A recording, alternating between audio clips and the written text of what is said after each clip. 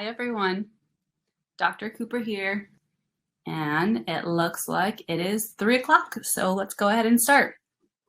So first, I wanted to do this presentation on hair loss because it is such a common, concern that a lot of my patients have and a lot of women have and men, It's something that most people experience at different times in their life, and so I really wanted to do a deep dive into what are some of the potential causes of hair loss, what are different treatment options, and really just spend this time to overview them, look at the nuance, and hopefully simplify it a little bit, even though it is very nuanced in general. So here's today's agenda. We're going to discuss the 3 phases of the hair cycle, and I'm going to bring you guys back to anatomy class. We're going to discuss the 3 phases of the hair cycle, bring you guys back to anatomy class. I know it's not always good memories, but I promise to make it very simple and straightforward. And then we're going to talk about the multiple underlying causes that could be either causing or contributing to hair loss. And as a heads up, there could be many, and it might not be just one thing. And then I'll talk about potential treatment strategies for them. I'm not gonna, go over specific dosing on things or specific medical advice. For that, you're gonna have to consult your physician here at Living Wellness, or if you're, viewing this and you go to another provider, you can bring these slides with you and say, hey, what about this herb, or what about this treatment? And then also we'll talk about expectations to have with regrowth. And so with that, I'll get into that later, but patience is a virtue. Patience is key, and hair growth takes time. So to get into it, these are the different phases of the life cycle of hair. So the first phase, you can see, I don't know if you can see my cursor, but hopefully you can, is this anagen phase. That is the growth phase. This phase lasts for about 2 to 6 years. That phase tends to be genetically determined, and so we may not be able to lengthen that. That might just be, your genetics and your ability to grow hair. Some people, can only grow hair down to their shoulders, and then it enters into the other phases, whereas we know some people can grow hair all the way down to the floor. So that is the phase where growth is happening. The hair follicle is being nourished by blood supply, and that hair is continuing to grow. Then it transitions into the catagen phase. That is this very short transition phase where it's about 2 to 3 weeks where the blood supply isn't there for the hair. The hair kind of detaches off, but it hasn't fallen out yet. It's just detached from that blood supply, and it's kind of just hanging out, waiting to go into the next phase. The third phase is the telogen phase. That is known as the resting phase. But then that's when you get the hair shedding. Some, scientists and research say there's, a 4th phase, the exogen phase, where the hair actually leaves. But most people just know that happens in the telogen phase. That phase can last up to 3 months, where the hair is kind of just resting there. It's not really getting supplied, and it's, starting to fall out. In general, we have about 100,000 to 150,000 hair follicles on the scalp alone. And this life cycle does apply to other hair on the body, but most commonly on the head for, these growth cycles. And so at any time, about 90% of those hair follicles are in that anagen phase, where they're in the growth phase.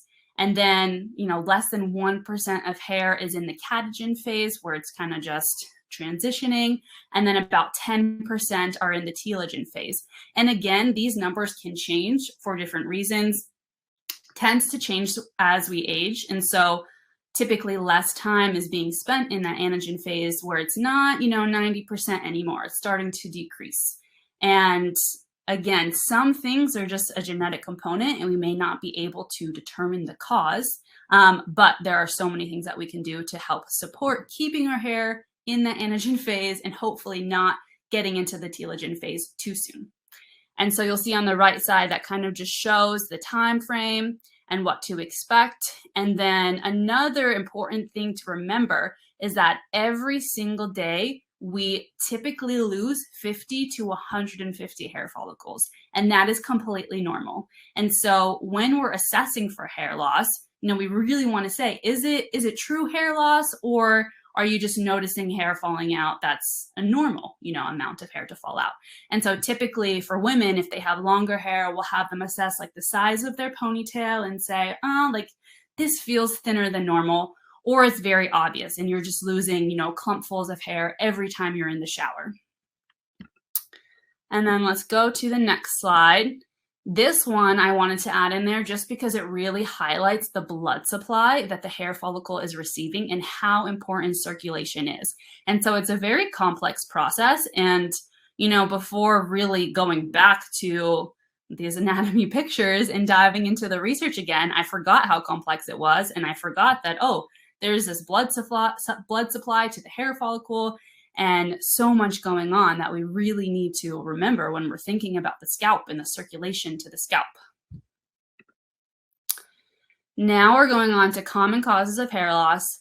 Again, I know we only have 30 minutes, so I will try to go through these in detail, but I really want to cover them all. And there is multiple other causes, but this is commonly what I see in practice, what other providers here have seen. And so we will go through all of these. The first one is stress, our beautiful friend stress. And stress can actually push your hair follicles from that anagen phase where it's growing into that telogen phase where it's resting and then shedding. And so a lot of these causes actually have the same root, and it's called telogen effluvium.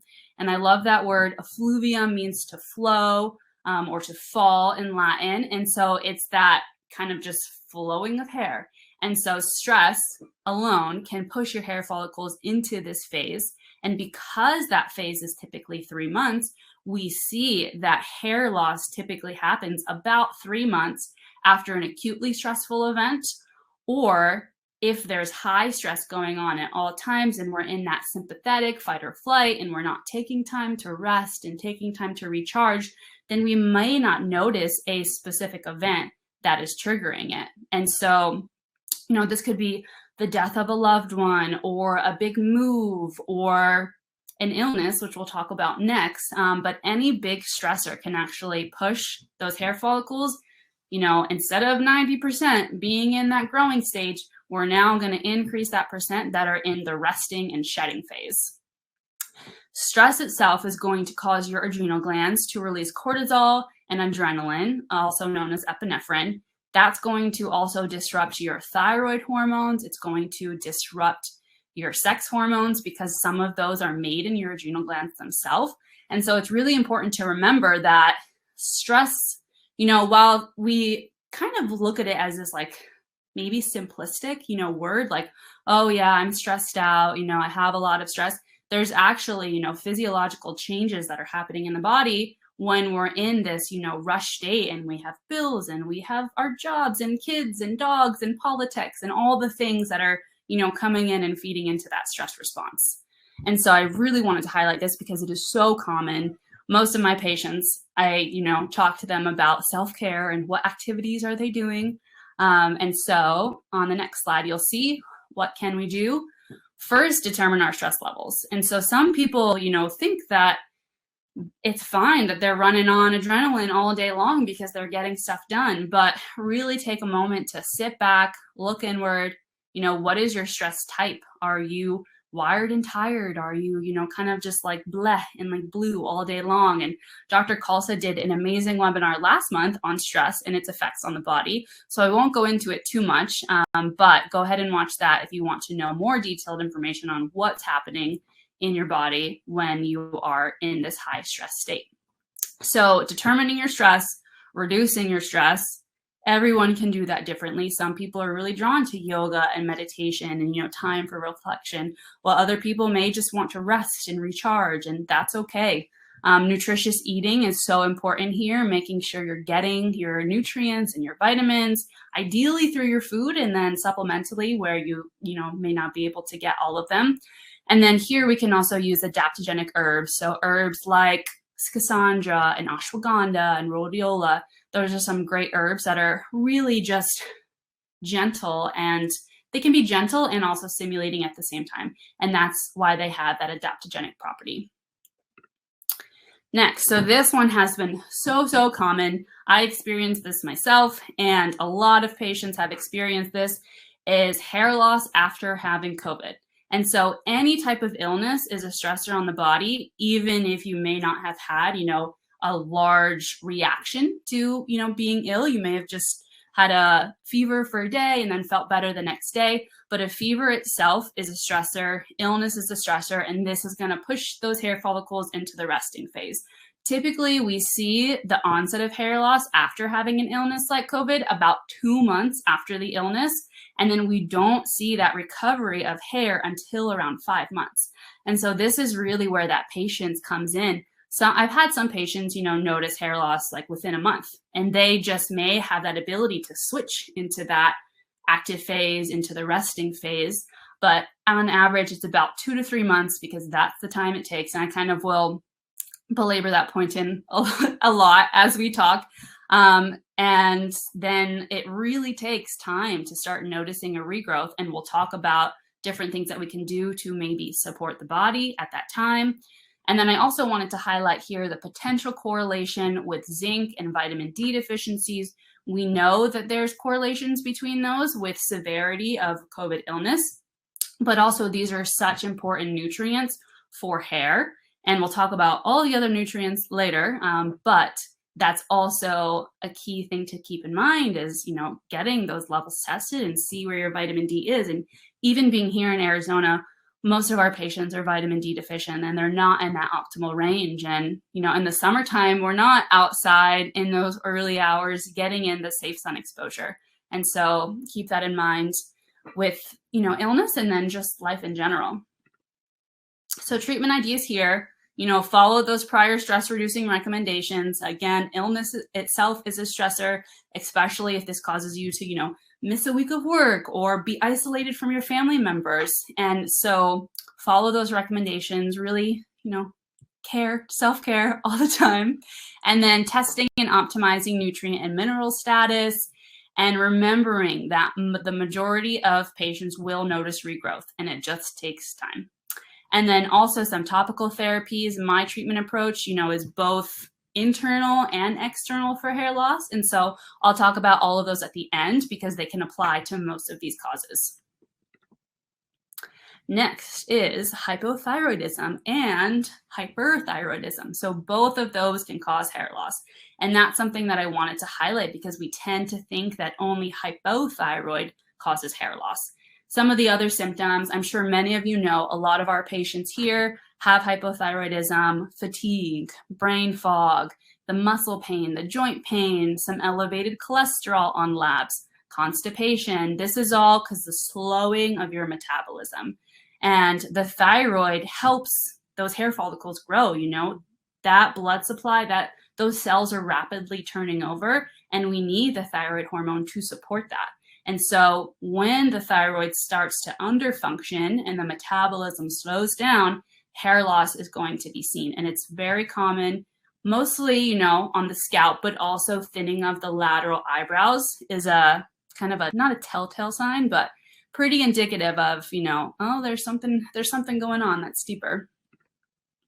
And then next, hyperthyroidism. So this is less common, but it's still there. And we need to remember that hair thinning and loss here isn't always from underfunctioning. It can be from an overfunctioning thyroid too, because now we're ramping up that metabolism. So we're going through those cells even faster, and hair loss can be seen here. Other symptoms, the bulging eyes, the frequent sweating, more diarrhea instead of constipation, some tremors, kind of just feeling like, I'm running all the time. And so for these, treatment really depends on what form you have. So first we need to assess. If you guys come here, we love doing labs and really looking in, a detailed perspective of what's going on. So we want to look at TSH. That's what's being communicated from the brain to the thyroid itself. We want to look at free T4, which is what the thyroid gland releases. And then free T3, which is then what T4 turns into. Reverse T3, that can let us know how much stress is playing a part in thyroid dysfunction because cortisol is going to shunt that free T4 to turn into the reverse T3 instead of the free T3. We also want to look at thyroid antibodies to see if autoimmunity is going on. And then treatment really depends on, if it's hypo or hyper. So hypo, we always want to treat the adrenals. We want to reduce stress, really heal the gut. But for all of this, making sure the gut function is good is so important because that's how we absorb our nutrients. So if our nutrients are not being absorbed, then we're going to be deficient in them. And then specific herbs, thyroid replacement in some people depending on their levels. And then hyperthyroid, we want to calm the thyroid. There's specific herbs that help calm the thyroid. We want to calm the nervous system. And then potentially, during a surgical route or medications to really target the thyroid, to tell the thyroid, hey, we can calm down. And then if that happens, we typically do have to do thyroid replacement afterwards. So that's some general overview. Next is iron deficiency. So I would say this is the most common deficiency that I see causing hair loss, particularly in women, can be in men too. But some other symptoms, to make you think, oh, maybe this is going on, is fatigue, pale skin, some shortness of breath, an increased heart rate, weak nails, dizziness, especially dizziness on standing. And with this, low iron is going to lead to low hemoglobin. And hemoglobin is a very important protein in our bloodstream that helps with oxygenation. And so if you have low iron and low hemoglobin, you're going to get poor blood flow to the brain, poor oxygenation to those follicles, and hair loss is going to be seen.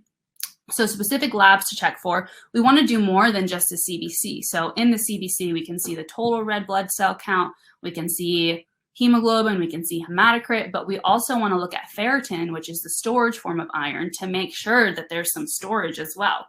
We can look at iron itself, we can look at the total iron binding capacity, and that will give us a good perspective on if iron deficiency is there and if it could be contributing to hair loss. Treatment for this is, first, we really need to determine the source of the iron deficiency because a lot of times it's related to blood loss. So typically that's seen in menstruating women, but there could, if there's blood in the stool, that definitely needs to be worked up. We don't want there to be blood in the stool. And then also malabsorption. So again, going back to gut function, what is happening in the gut? Is it so inflamed that it's not absorbing nutrients and therefore you're eating it, but it's not getting to where it needs to go? And then also lack of iron in the diet.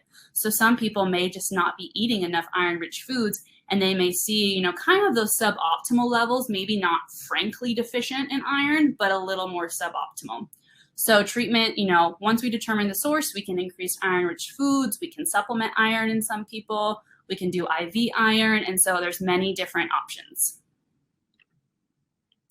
And then other nutrient and mineral deficiencies. I could probably list them all, but I wanted to list some of the most common ones. So protein, that one is huge. If you are a patient of mine, I've probably talked to you about increasing your protein intake. I think as a society, we're not getting enough. And so that one is huge to fuel the cells, fuel that turnover. Vitamin D and zinc, which I talked a little bit about earlier, all of our B vitamins. So that's biotin, that's B12, that's folate. Our essential fatty acids that may be, we might be getting in fish or nuts and seeds. Vitamin A is really important for skin health. Vitamin C helps with iron absorption for one, and then it also is used to make collagen, which is important for our hair, our skin, and our nails. Selenium and copper, very important with thyroid function, and then magnesium and manganese. So a lot of these we can test for. Some of them we can't really test for, but we can assess for, just through history and seeing what foods people are eating and what their diet is like. And so I love this chart. It's kind of hard to see, but it shows the different vitamins and then the different food sources. So really, emphasizing a colorful diet that has a lot of variety is so, so important. We don't want to be eating the same foods every day. We want to get that variety for our gut microbiome, and then also to make sure that we're getting all the vitamins and nutrients that we need.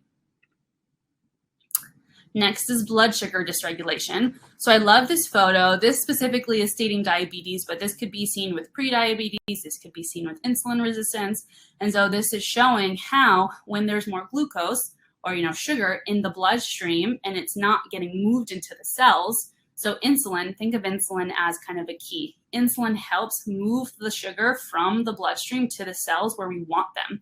And so with insulin resistance, it's either there's too many receptors, they're not responding to insulin. Eventually, after the insulin is going to be secreted in high amounts by the pancreas, if the cells are not responding, then it's going to start, down regulating that, and insulin is going to get very low. And so this can lead to hair loss because of circulation issues, and then also just from kind of the toxic effects of a lot of sugar. Not, our sugars from fruits and whatnot, but if we're eating a very processed diet, high in a lot of sugar, that can be damaging to the cells as well.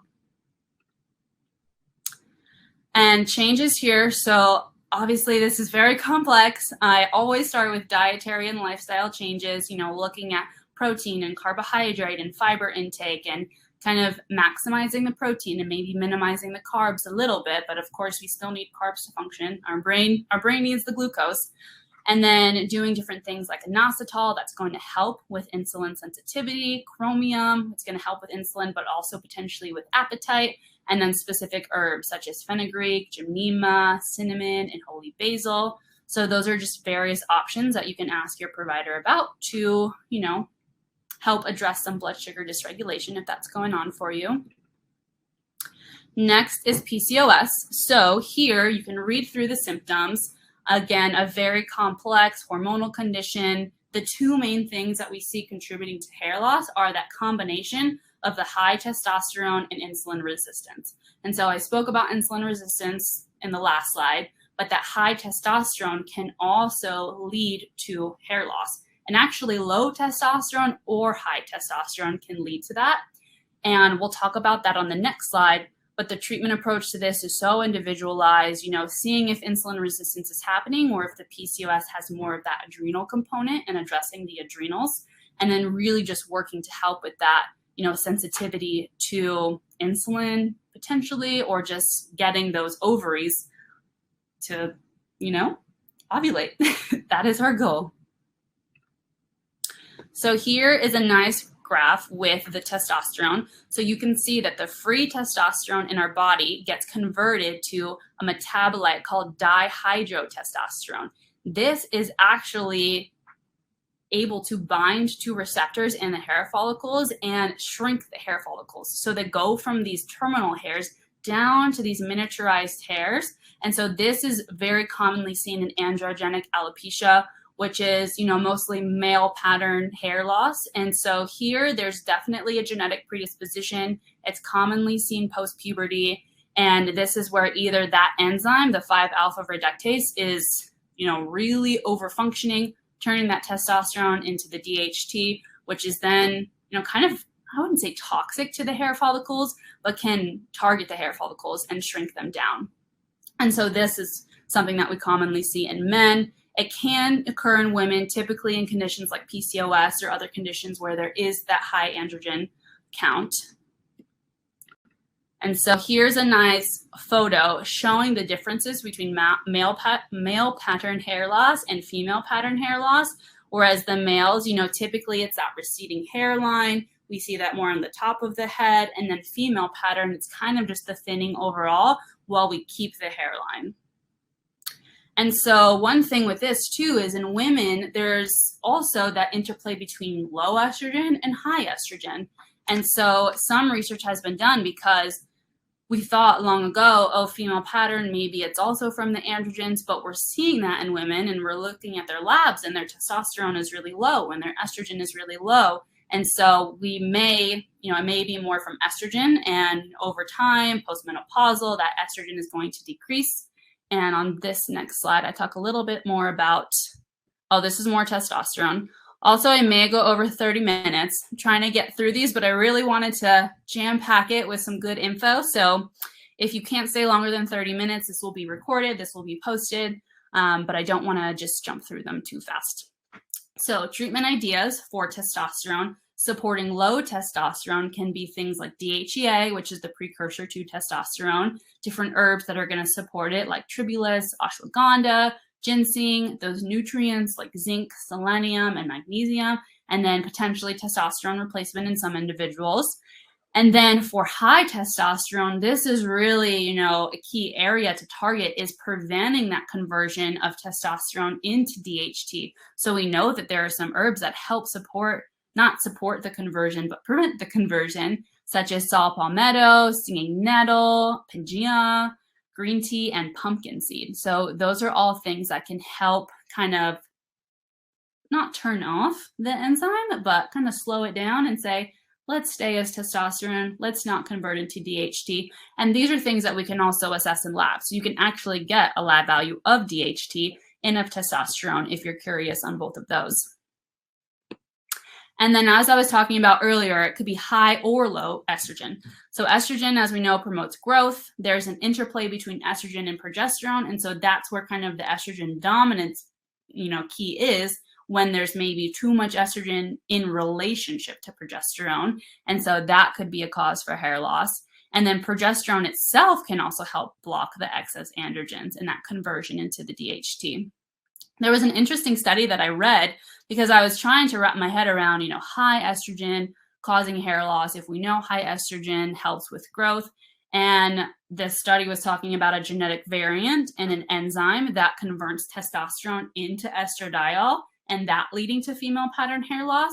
And I'm personally curious to see if that is, they didn't specify the type of estrogen. We know that there's estradiol and estrone and estriol. And so maybe this is seen from excess estrone, which is more commonly high in menopause, and not necessarily excess estradiol. Childbirth, this one is a little more self-explanatory. It's a major stressor on the body, and you have such a sudden drop in hormones, whereas during pregnancy, you have an overflow of your estrogen and progesterone. And so your hair actually stays more in that growing phase. And then you go through childbirth, and suddenly those hormones drop, and now that has been a big stressor on the body, and so you go through this increase in shedding. This one, again, just takes time, and of course, we can support it as the other ways that we've talked about through making sure we're trying to reduce stress as much as possible. I know newborns, for most individuals, you're not getting as much sleep as we'd like you to get, but working on that, working on micronutrient status, and seeking help if you need it. Most of us need it. Next is rapid weight loss. So this is typically seen when there's a very intense calorie restriction that's going to lead to the micronutrient depletion. And so this actually slows your metabolism if you lose too much weight too soon. And so this is a major stressor to the body. And here we're really just working on, let's do kind of weight loss, but a little slower. So, maybe 2 pounds a week, and not going into this intense dieting and calorie restriction, because we're going to deplete those nutrients, and you may not see the hair loss right away. It may be a few months later, so it may be hard to correlate that to what was happening. Next is chemotherapy. So chemotherapy is very different because it is more kind of a rapid onset of hair loss, because the chemotherapy itself can be toxic to the hair follicles because it's targeting those rapidly growing cells. And the rapidly growing cells can be found in hair follicles. And so this one, instead of the telogen effluvium, this one's actually called anagen effluvium, where the hair that's in the growing phase starts to shed more quickly. And this is a very, very common side effect of chemotherapy, but it is typically temporary. After chemotherapy is finished, the hair growth tends to be seen around that 3 to 5 month mark. So again, for regrowth, it's around the same time, 3 to 5, maybe even 6 to 12 to notice a full regrowth. But it typically starts a few months after treatment is finished. There was a study I saw about cooling caps during chemotherapy to target slowing the blood flow. So then the chemotherapy is maybe not getting to those rapidly dividing cells as much. This was only done in breast cancer patients. And so I wouldn't make this, this is not a blanket recommendation for individuals going through chemotherapy. I would ask your oncologist or your, provider that's working with you about this. But that was just a research that I found that I thought was interesting. So I wanted to include it.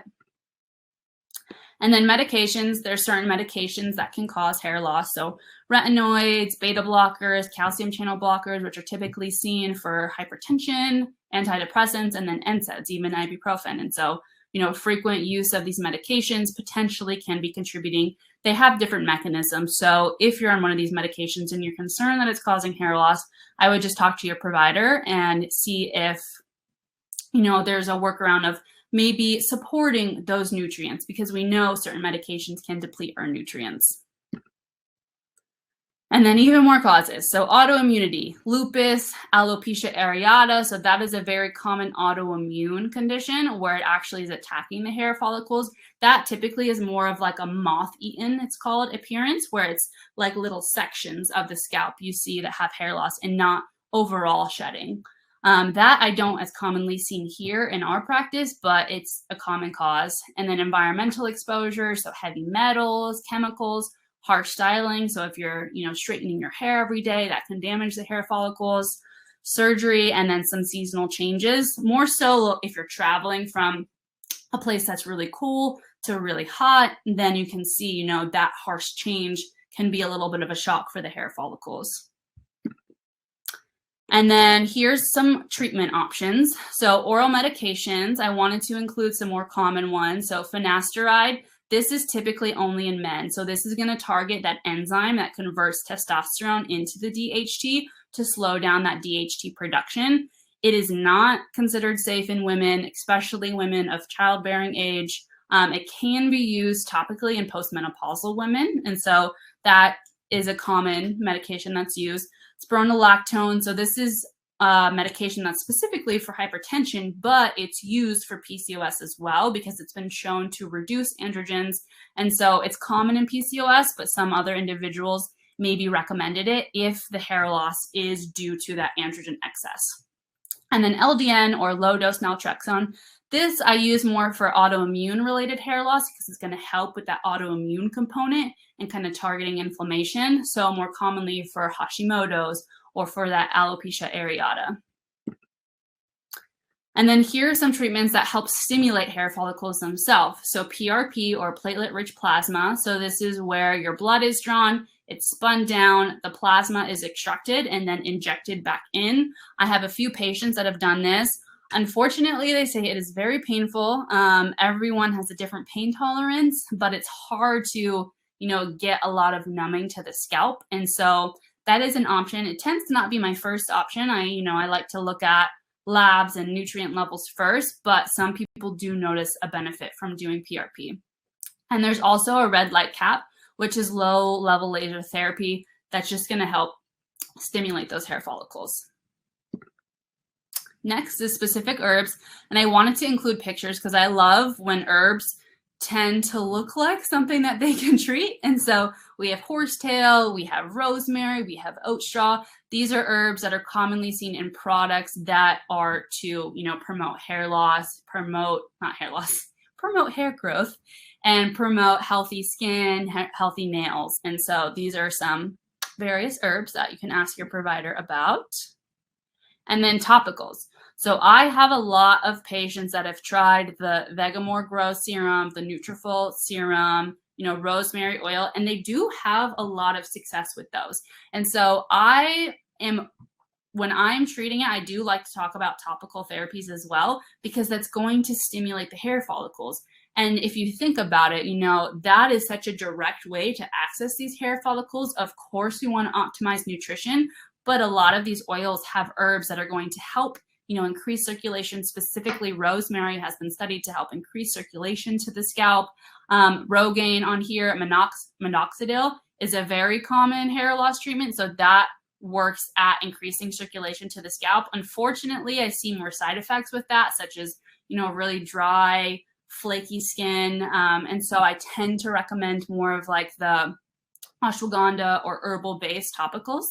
And a lot of these have really great research on them, helping with preventing hair loss and from restoring hair loss. And then melatonin is interesting. There's been some research on that and a topical preparation to apply to the scalp itself.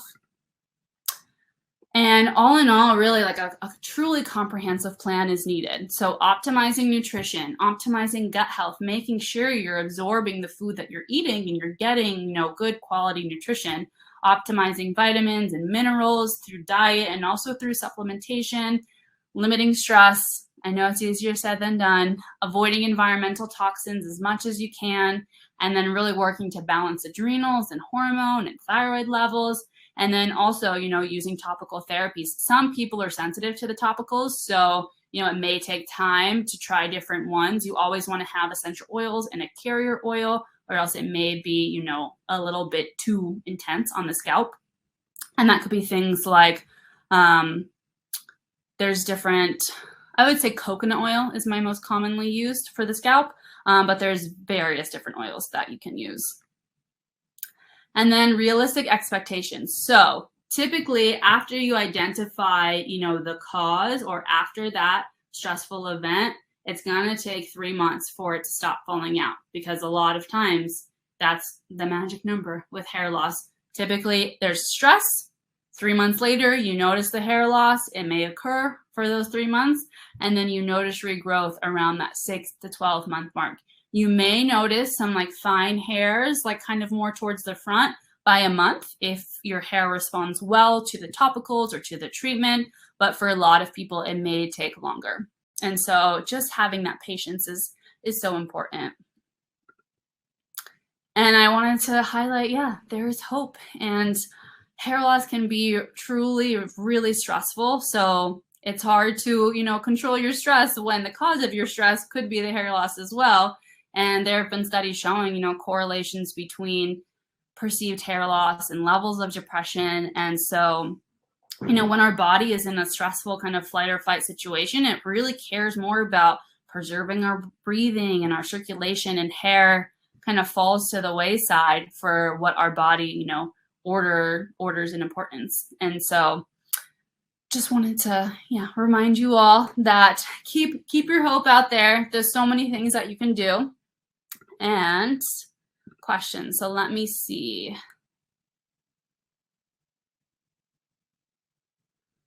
Okay.